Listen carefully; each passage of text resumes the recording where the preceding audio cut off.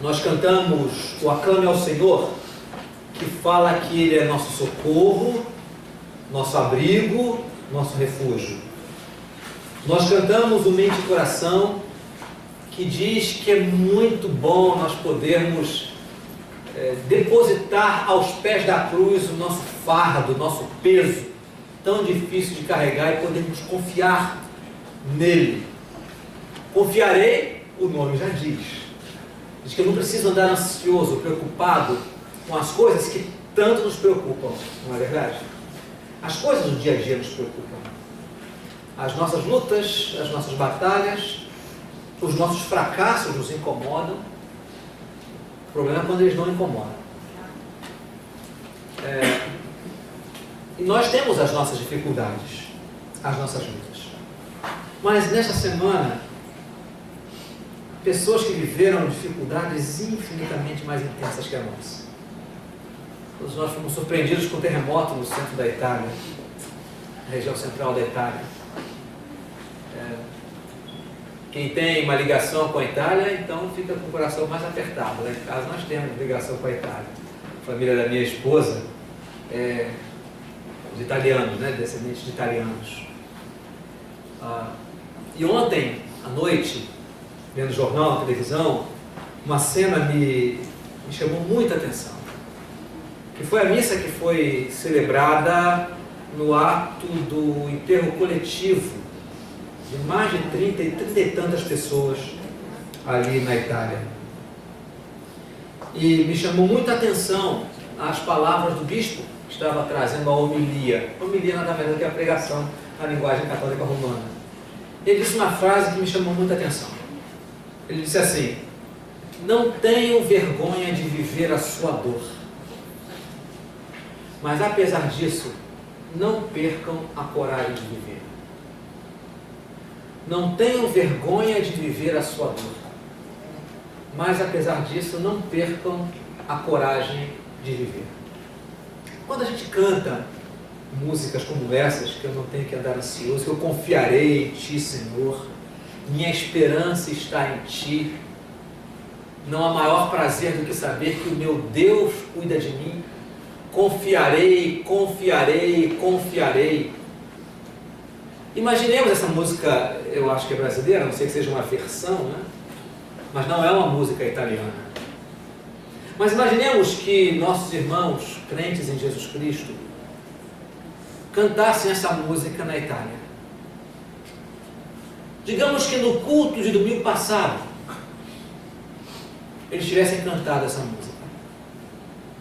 E no meio da semana, um terremoto chegasse e ceifasse a vida dos seus queridos. E aqueles que sobreviveram, como uma senhora falou ontem, eu perdi tudo, mas pelo menos estou vivo, tivesse vindo sobre eles.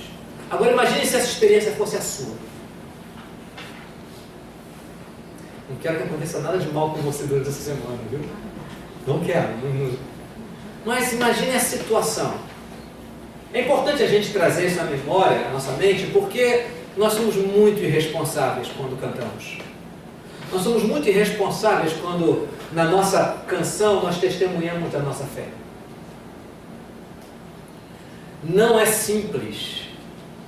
Ou melhor, é simples, porém não é fácil. Simples é aquilo que a gente sabe, é simples de compreender. Mas não é fácil, porque é muito difícil de viver. É simples entender que nosso Deus cuida de nós. É simples. Não só porque a Bíblia diz, mas porque ao longo da sua vida e da minha vida a gente tem experimentado de uma forma ordinária, ou seja, comum no nosso dia a dia, e também em circunstâncias muito especiais.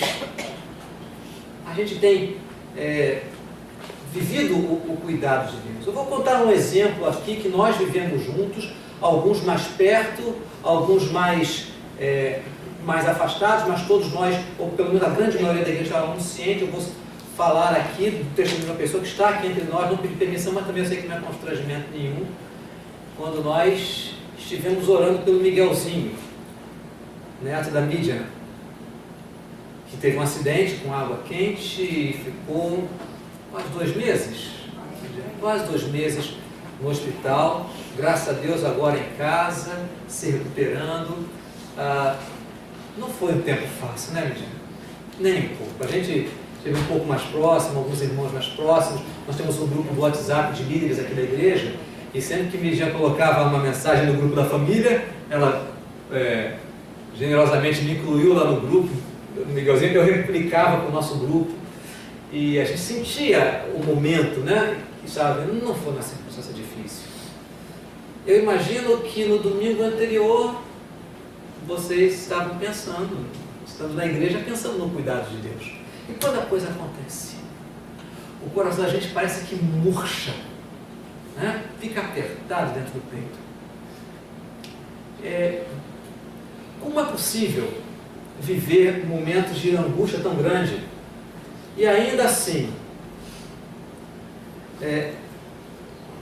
perseverar em andar com Deus? Não é uma coisa fácil, embora seja simples. Eu quero compartilhar com vocês a simplicidade disso para ser vivida em meio à dificuldade dos eventos, que podem nos colher em maior ou menor intensidade, que a gente pode viver. Podem ser dificuldades do dia a dia, coisas difíceis, como todos os brasileiros estão vivendo num tempo de crise financeira, de desemprego, de aumento da inflação. Isso, irmãos e irmãs, é a crise que nos é comum. É um problema que nos é comum e que nos afeta de alguma forma. Ou então as circunstâncias difíceis da vida. Mas eu quero dizer para vocês que qualquer que seja a intensidade da aflição, qualquer que seja o grau e o tipo de confusão que domina a nossa mente nas horas difíceis, a resposta de Deus é a mesma. A receita divina é a mesma. O problema não é que ela seja complicada. O difícil é ela ser aplicada. Eu procuro ver com vocês isso na experiência dos apóstolos de Jesus. E eu queria pedir que você abrisse no livro de Atos, por favor. No início do livro de Atos. Eu vou só fazer um breve histórico para que a gente entenda a situação que eles viviam nesse momento.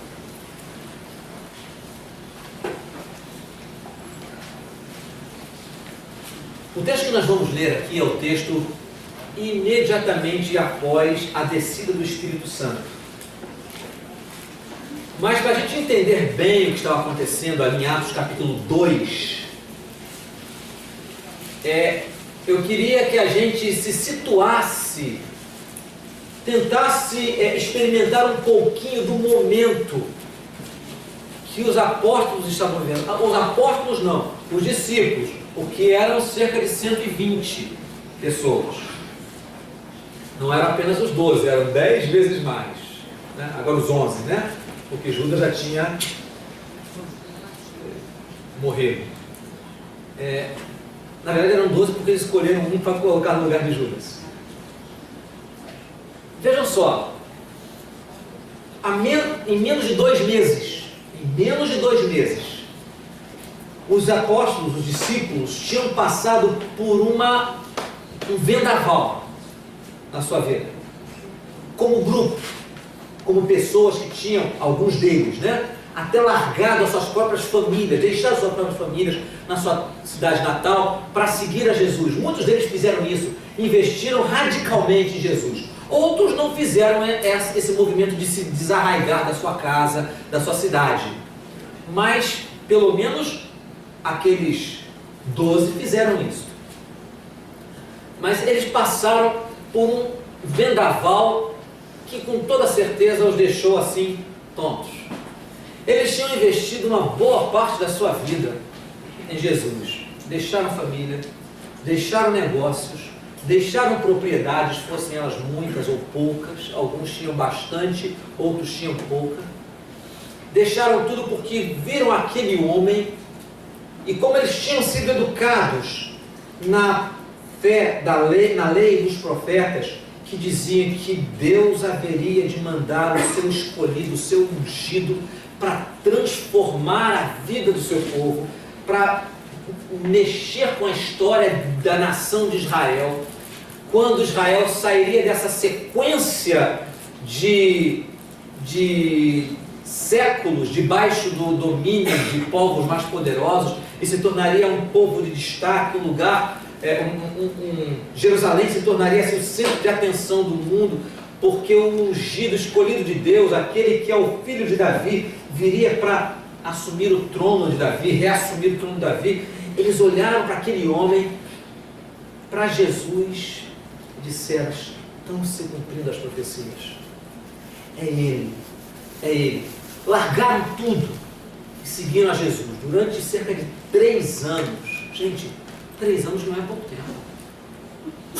3 anos largando tudo para seguir esse homem pela Palestina. E pensem, não havia um alto grau de desenvolvimento na região, estradas pavimentadas, água corrente, água potável. A coisa não era fácil, não.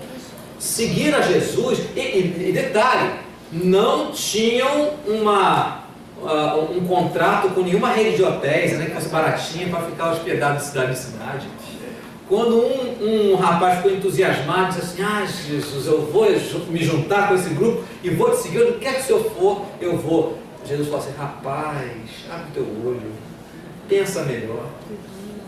Até os bichos têm onde viver, até os bichos têm onde descansar. Eu não tenho nem lugar para reclinar a cabeça, você quer mesmo? Então, não era fácil, foram 3 anos de ver muitas coisas, de conhecer muito, de ouvir palavras vindas do céu através de Jesus, de ver sinais e maravilhas e milagres acontecerem, de receberem uma nova direção para a sua vida, um tipo de ensino totalmente diferente daquele que eles estavam acostumados, porque Jesus falava com autoridade e não como os escribas e fariseus. Um tempo em que eles investiram tudo, em que eles se viram como também protagonistas da história, porque muitos sinais eram feitos por intermédio deles. Quando Jesus separou, pegou 70 e separou em duplas e disse para eles: agora vocês vão.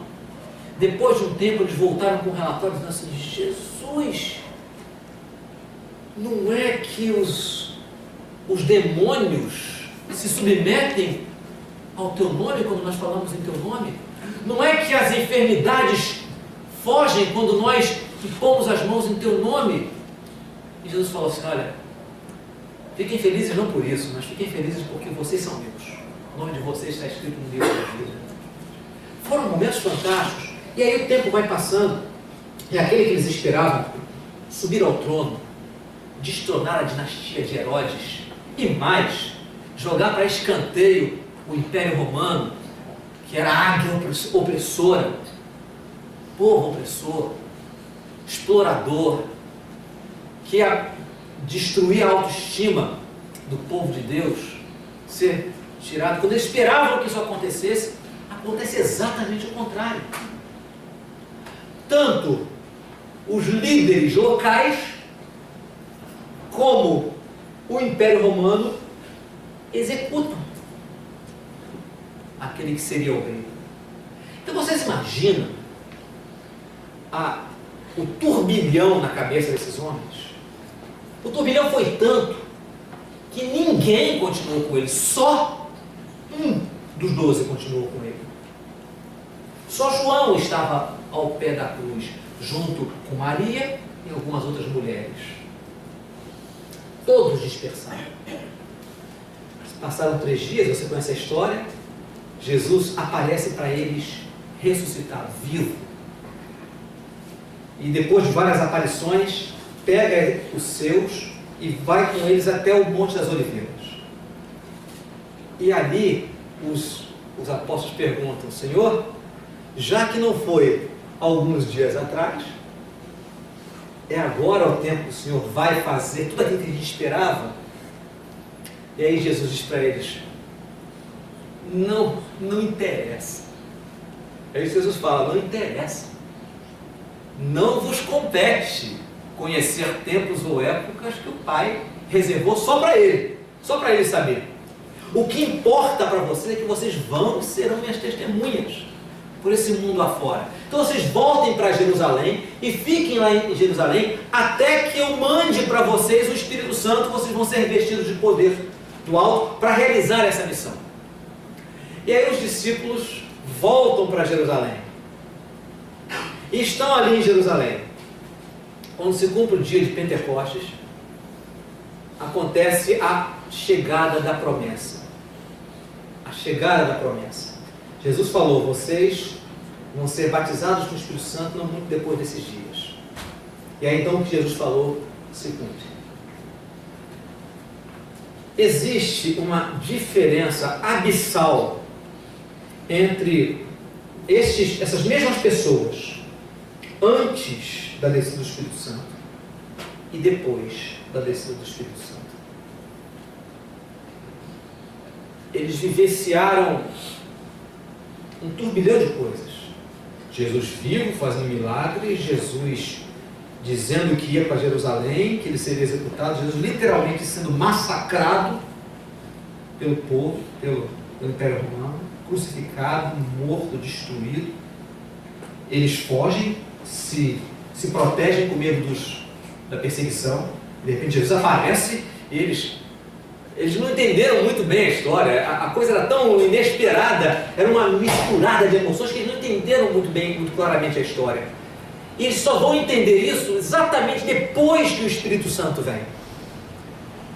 Então, eu falei para vocês que a solução de Deus para se viver momentos de turbilhão, para se ter clareza, confiança, fé e firmeza nos momentos de turbilhão, de dificuldade, é uma solução simples.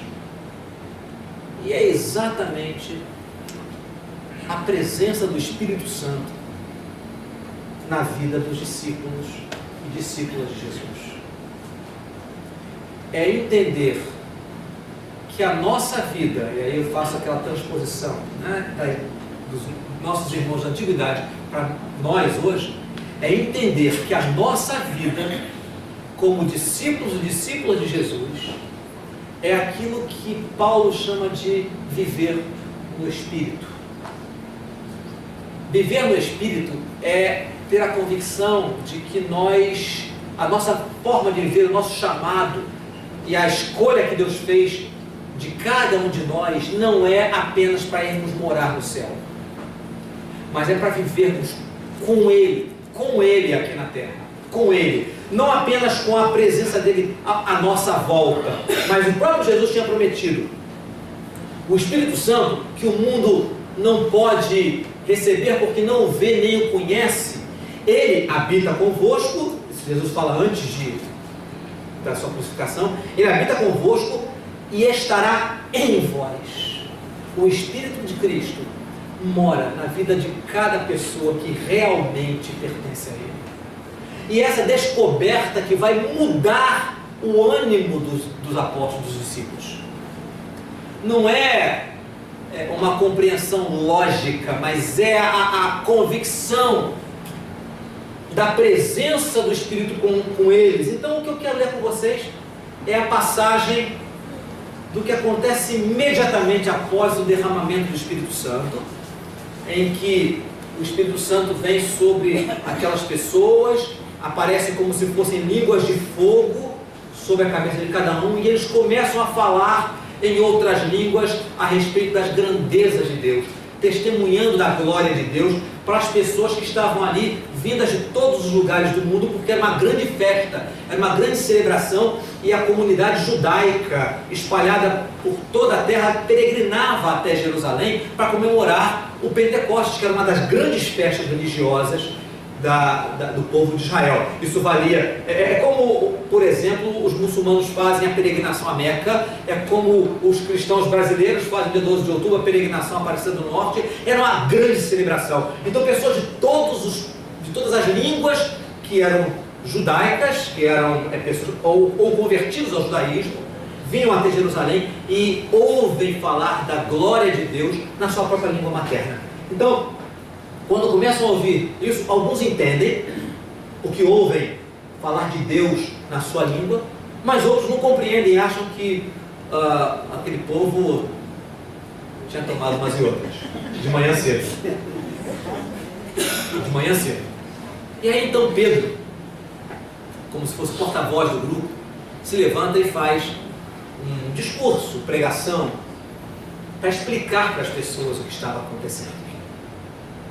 E é a partir do versículo 14 que eu queria ler com vocês, que nós vamos fazer o seguinte. Existe na palavra de Pedro algumas ocasiões em que Pedro está citando o Antigo Testamento.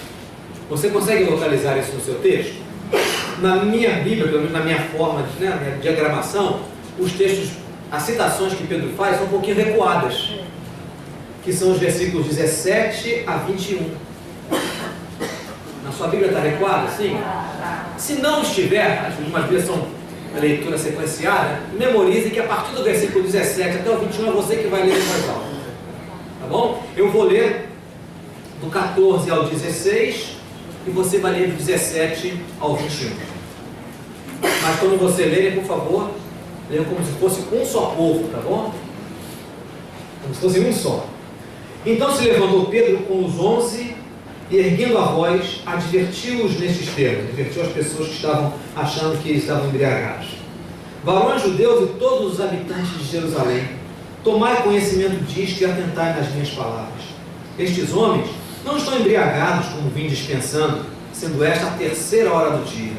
Mas o que ocorre é o que foi dito por intermédio do profeta Joel.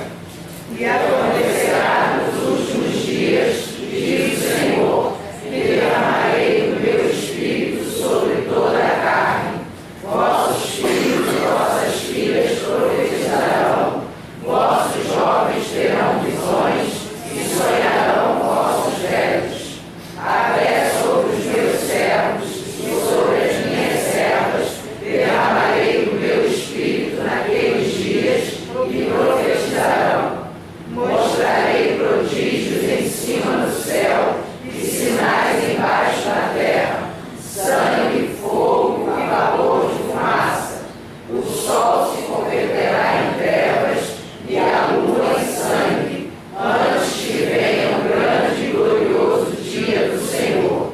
E acontecerá que todo aquele que invocar o nome do Senhor será salvo. Vejam só, irmãos e irmãs, o que Pedro está fazendo aqui é falar para as pessoas a compreensão que ele, movido pelo Espírito Santo, passou a ter daquilo que estava acontecendo com ele.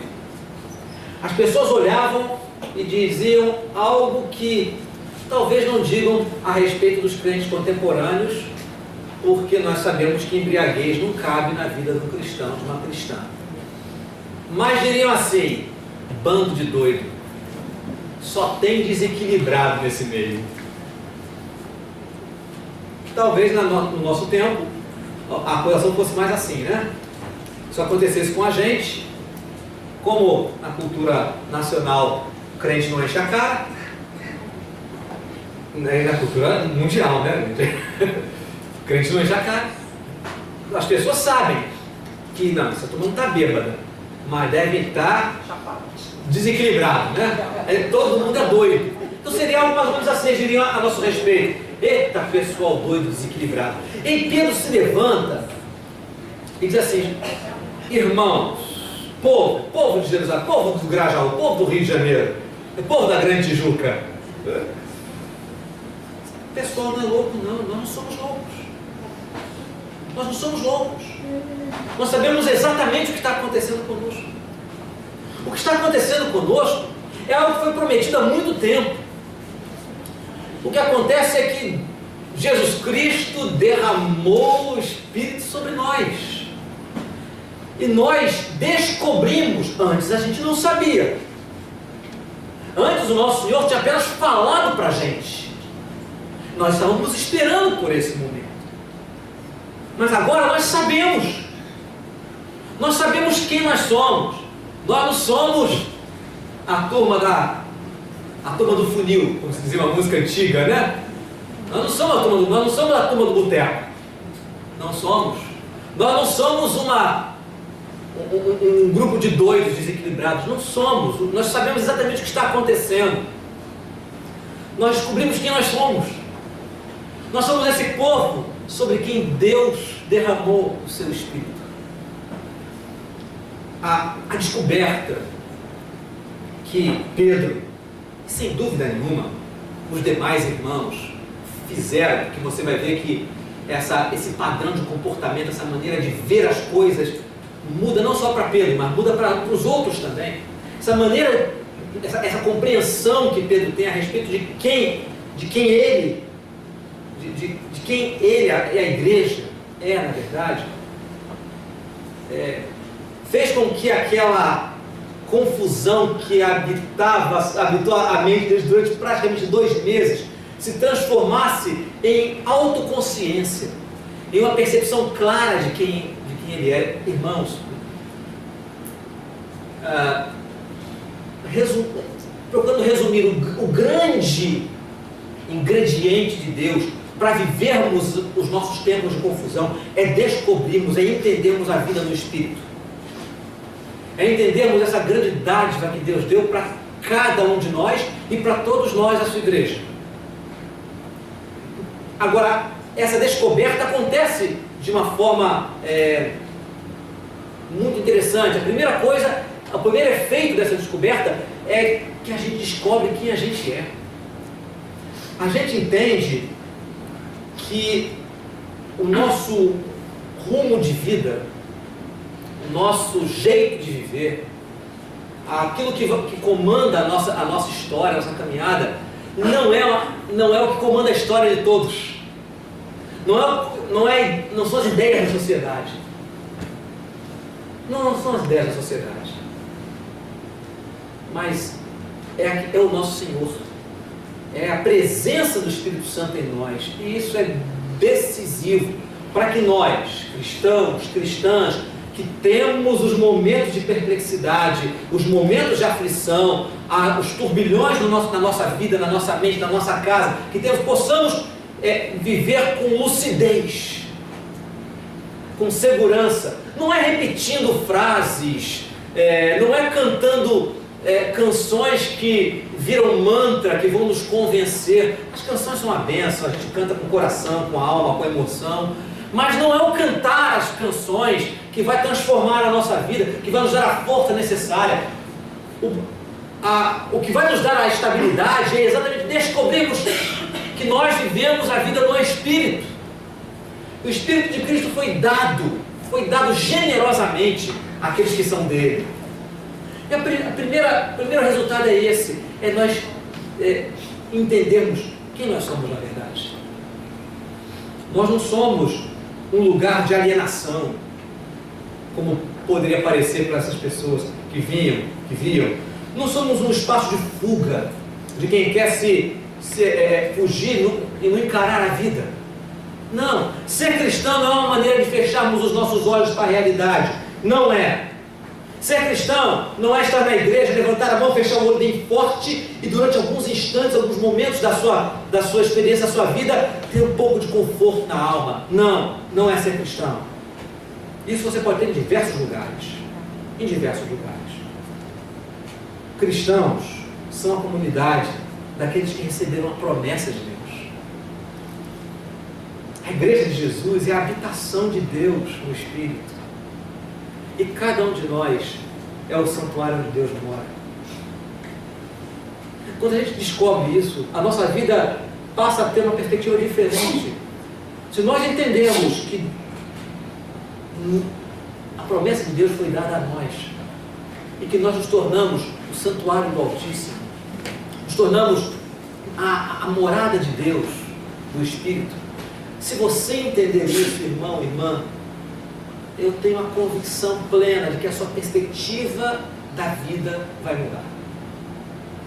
A sua maneira de ver a vida vai mudar. E aí quando você cantar, confiarei em Ti, Senhor, minha esperança está em Ti, isso não serão lindas palavras emolduradas por uma melodia inspirativa. Não, elas serão verdade para a tua vida. Mas é preciso que a gente tenha essa compreensão essa compreensão de que nós vivemos a vida no Espírito e não a vida do mundo. Uma outra coisa que acontece é o que ele vem narrando no texto seguinte, na continuação desse texto. Vamos fazer o mesmo esquema. Eu vou ler a partir do 22 e quando entrar eu vou falar uma frasezinha do 25 e aí você entra com a leitura até o 28, tá bom? A segunda parte também mostra algo que acontece quando nós descobrimos a vida no Espírito. Então, Pedro diz assim, versículo 22, varões israelitas, atendei a estas palavras. Jesus, o Nazareno, varão aprovado por Deus diante de vós, com milagres, prodígios e sinais, os quais o próprio Deus realizou por intermédio dele entre vós, como vós mesmos sabeis. E sendo entregue pelo determinado desígnio e presciência de Deus, vós o matastes, crucificando por mão de iníquos, ao qual, porém, Deus ressuscitou, rompendo os grilhões da morte, porquanto não era possível fosse ele retido por ela. Porque a respeito dele, diz Davi, diante de mim fica sempre o Senhor, porque está à minha direita, para que eu não seja abalado.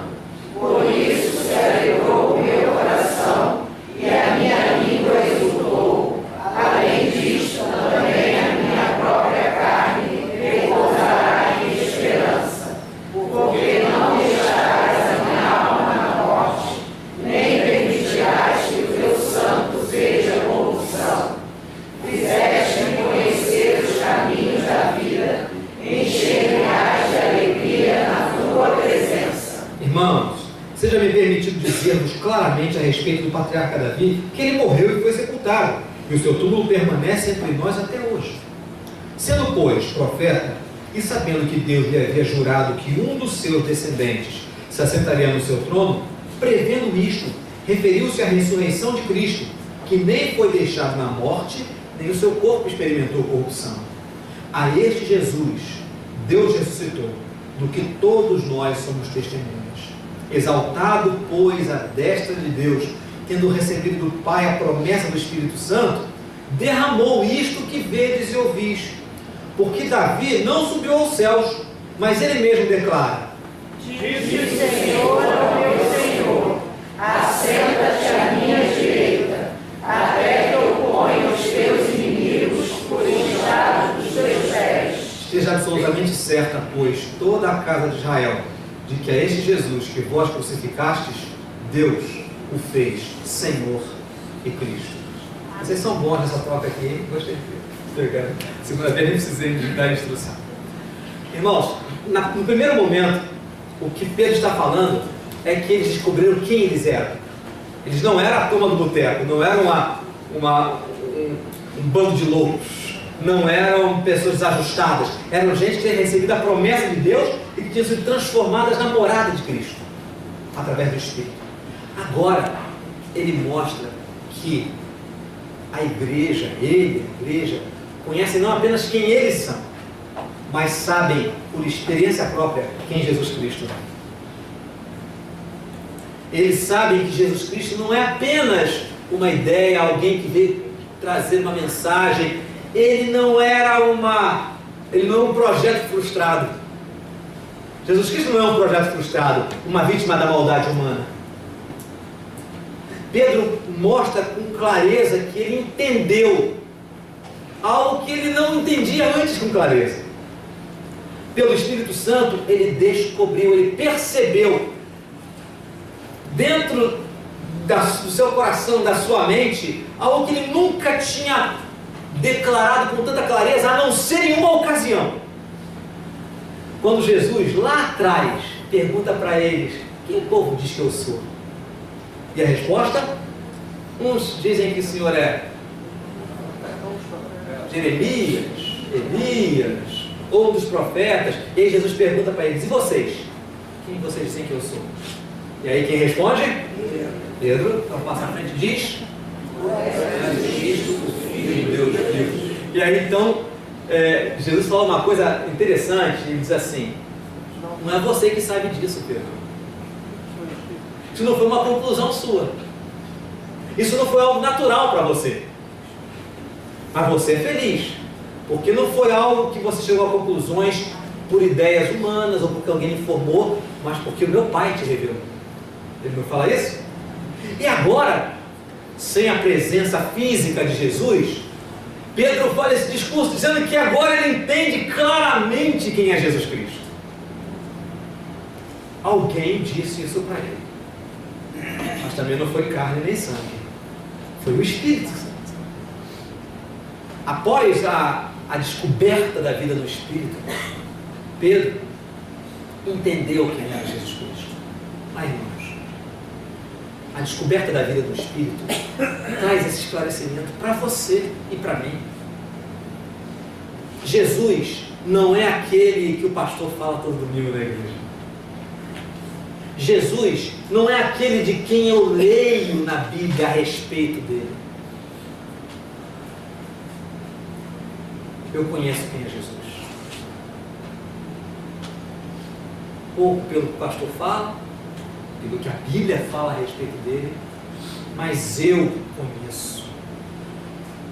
Eu conheço quem é o Senhor. Jesus da história, porque o que Pedro conta é uma história, não é?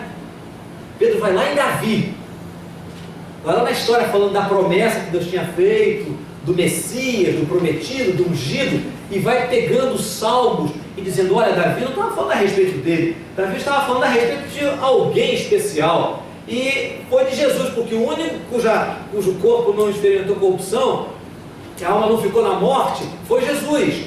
Esse Jesus da história, esse homem prometido, esse Messias prometido, que era um conceito, que era uma doutrina, que era uma esperança, que era uma tese, que muita gente foi até desanimando.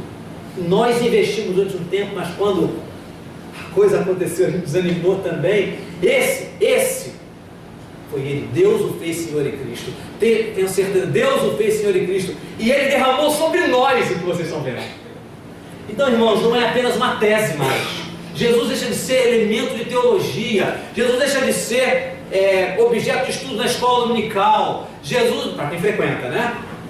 Devemos frequentar, hein? Jesus deixa de ser apenas um tema da mensagem de domingo. Jesus deixa de ser uma frase postada no Facebook. Jesus deixa de ser videozinhos bonitinhos que nós recebemos no WhatsApp. Jesus passa a ser alguém que você conhecemos pessoalmente. E é a presença de Jesus na nossa vida que nos dá a possibilidade de dizer: confiarei em Ti, Senhor. Não confiarei nele, confiarei em Ti, Senhor. A minha esperança está em Ti.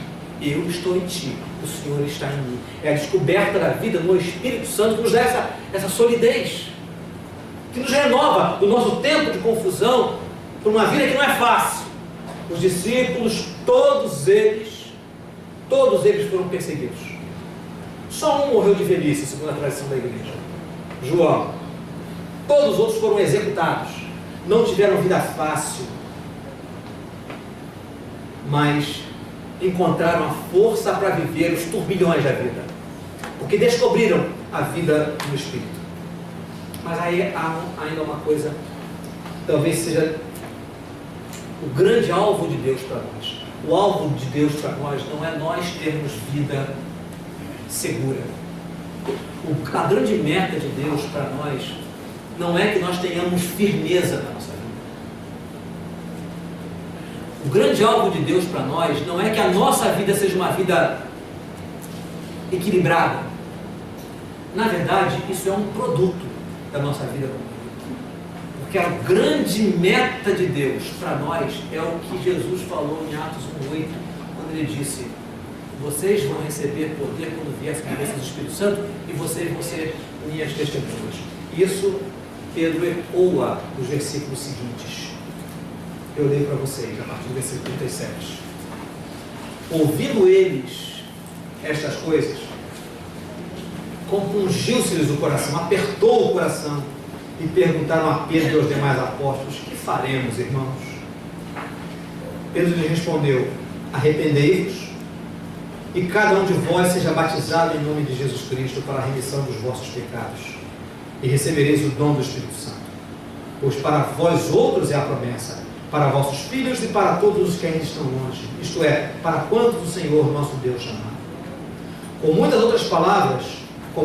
outras palavras, ou seja, não foram registradas aqui, deu testemunho e exortava-os, dizendo: salvai-vos desta geração perversa. Então os que lhe aceitaram a palavra foram batizados, havendo um acréscimo naquele dia de quase 3.000 pessoas. O primeiro movimento na vida de Pedro, com a descoberta da vida no Espírito, foi descobrir quem ele era, quem a igreja é, quem nós somos. O segundo movimento foi conhecer a Jesus Cristo por experiência própria, não pelo que ensinam apenas, mas transportando o que se ensina para a minha experiência particular, para a minha vida própria. É aquele com quem eu me envolvo, com quem eu falo, quem eu ouço, a quem eu obedeço, que me fortalece, que eu experimento a sua companhia do meu lado. Mas há um ingrediente da missão. A missão. Sabe por quê, irmãos? Porque quando as pessoas, que como nós, vivem em turbilhões, percebem pessoas iguais a elas, e que vivem em turbilhão com estabilidade, a pergunta é essa aqui: estou vendo você falar e mostrar isso para mim. O que eu faço para ter isso também? O que eu faço para ter isso também?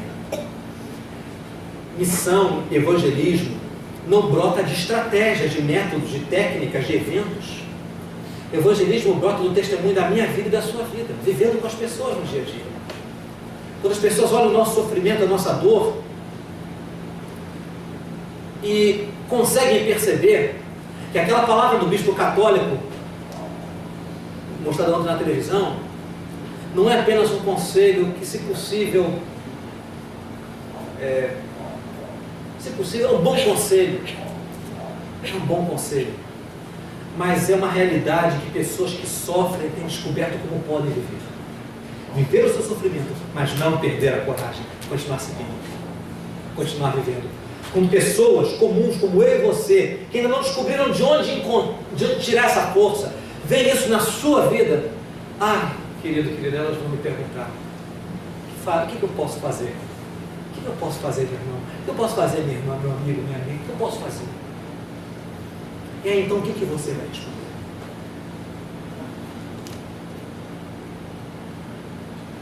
Quando a gente descobre a vida do Espírito, a gente também recebe uma maneira, as condições de responder aos questionamentos humanos. Às vezes nós ficamos muito preocupados, muito tensos sobre se eu encontrar aquele meu amigo que é espírita, aquele meu amigo que é ateu, aquele meu amigo que não é coisa nenhuma, que não é ateu, nem é religioso, ele é um agnóstico.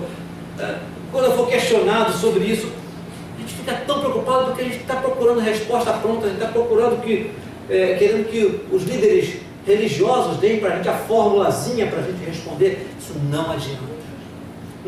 Fórmula não adianta. Fórmula não adianta. É preciso ter vida com Jesus Cristo. É preciso andar com Ele. É isso que Ele quis dizer para os seus discípulos quando Ele falou assim: quando vocês forem diante das autoridades, não fiquem preocupados, assustados com o que vocês vão dizer. Minha língua vai enrolar, eu vou tropeçar nas palavras, não vou saber o que dizer. Ele disse: não se angustie, porque abre sua boca, que o Espírito Santo vai falar através de vocês. É quando a gente descobre quanto é precioso andarmos ao lado de Jesus Cristo, sabemos que o Espírito Santo mora em nós, nos rendemos a Ele todos os dias, com consciência e com verdade, com seriedade, mas pode manter o bom humor, nada.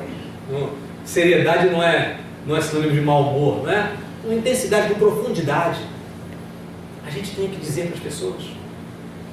É impressionante, porque a graça de Deus é uma fonte que jorra, realmente é o que Jesus falou em João 7, ele disse: quem crê em mim, como diz a Escritura, ele não falou que beberá da fonte de água viva, Isso ele falou em outra ocasião. Ele diz: do seu interior fluirão rios de água viva.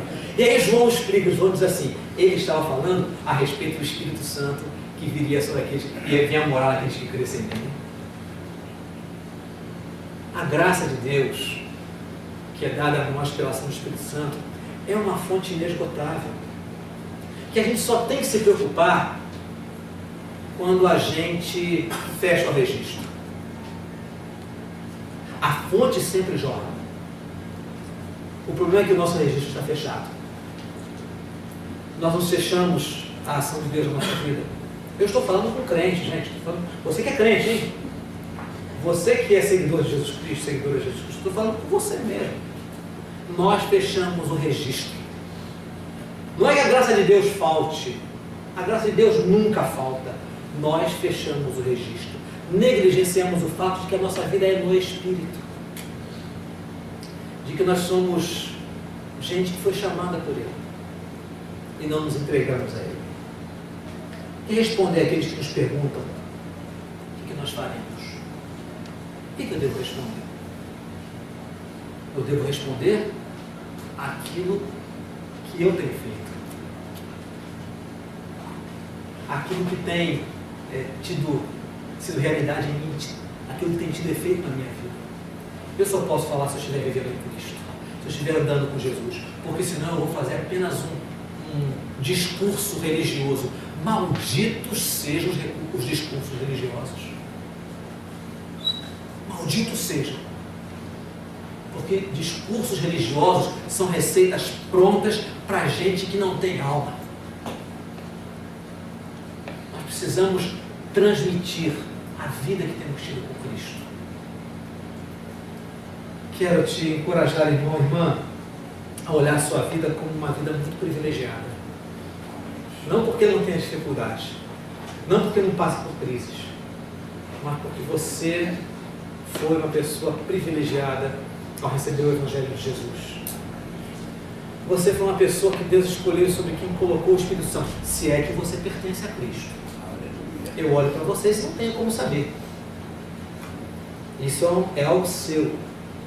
Se você realmente se rendeu a Jesus Cristo, se você compreendeu a mensagem do Evangelho, se arrependeu dos seus pecados, confiou que o sacrifício de Jesus foi para pagar a sua dívida com Deus, e arrependida de não confiar nele, ao ponto de entregar a sua vida, você confessou o seu pecado a Ele, se entregou a Ele, e disse: eu pertenço ao Senhor. Eu sou o Senhor. Se você fez isso, não importa se você chorou muito, se você chorou baldes de lágrimas, se você ficou, nada aconteceu, seu coração não ficou mais quente, né? Não revirou o estômago, não teve nenhuma manifestação, não importa, se chorou muito, se você pulou de alegria, ou se foi no seu quarto, sereno, serena, vamos dizer aquela música antiga, calmo, sereno e tranquilo, não importa, mas se você fez isso com sinceridade da sua alma, sentindo algo diferente ou não sentindo algo diferente, isso não importa, Ele te recebeu, você é dele, e Ele deu o seu Espírito a você. Aleluia. Você foi batizada com o Espírito Santo. Amém. Falo isso da forma mais pentecostal possível. Amém. Porque está na Bíblia, não é? Só não está na Bíblia que todo mundo tem que falar em línguas, tá? Em outra ocasião a gente fala sobre isso. Esse é um evento específico, tá? Mas o Espírito Santo vem sobre o povo de Deus. Amém. Vem sobre a vida daqueles que são dele. E aí é começar a viver dele. Como eu disse para você, é algo simples.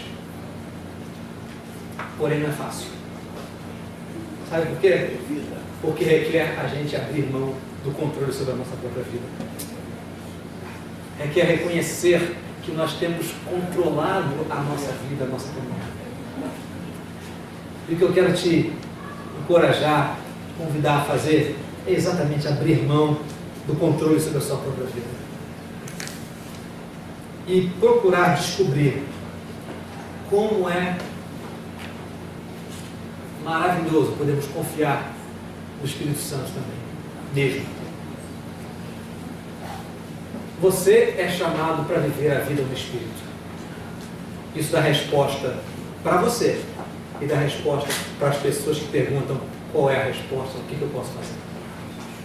com a sua cabeça, meu irmão, minha irmã, em nome de Jesus.